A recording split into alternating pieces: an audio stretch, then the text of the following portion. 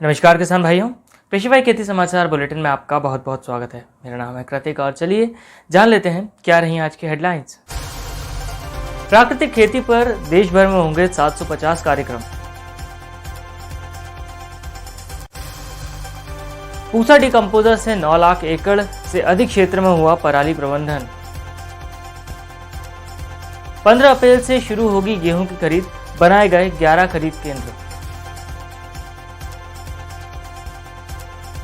गन्ना सर्वेक्षण नीति जारी, 20 जून तक डिजिटल तकनीक से होगा सर्वे।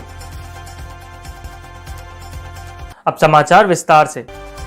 हैदराबाद स्थित राष्ट्रीय कृषि विस्तार प्रबंधन संस्थान प्राकृतिक खेती को बढ़ावा देने के लिए मास्टर प्रशिक्षकों को ऑनलाइन प्रशिक्षण दे रही है। हाल ही में केंद्रीय कृषि मंत्री नरेंद्र सिंह तोमर ने इस प्रशिक्षण कार्यक्रम का शुभारंभ किया है। ये मास्टर प्रशिक्षक देश भर के किसानों को प्राकृतिक खेती के बारे में जानकारी देंगे। इसके तहत अप्रैल से अगस्त तक देश में 30,000 ग्राम प्रधानों के लिए 750 जागरूकता कार्यक्रम आयोजित किए जाएंगे।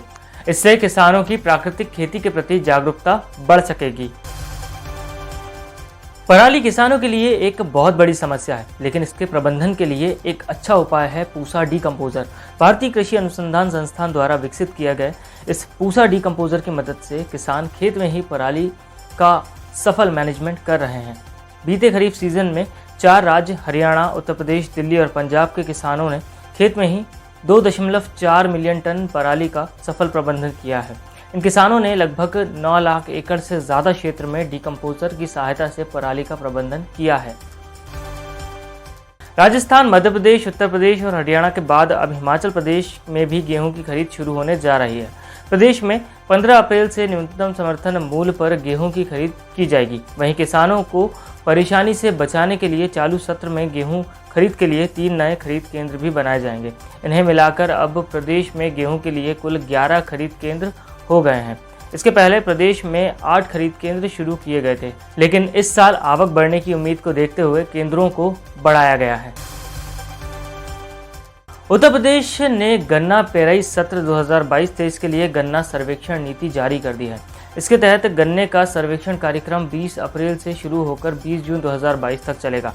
इस साल की नीति के तहत पेराई नियमों में कुछ बदलाव किए गए हैं। इस साल सर्वेक्षण कार्यक्रम डिजिटल तकनीक से किया जाएगा, जिसमें GPS तकनीक और हैंड होल्ड कंप्यूटर की मदद ली जाएगी।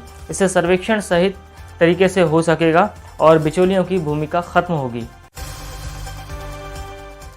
किसान भाइयों, आपको हमारा ये बुलेटिन कैसा लगा हमें कमेंट सेक्शन में लिखकर ज़रूर बताइएगा। खेती बाड़ी और किसानी से जुड़ी लेटेस्ट खबरों के लिए बने रहिए कृषि फाई के साथ। धन्यवाद।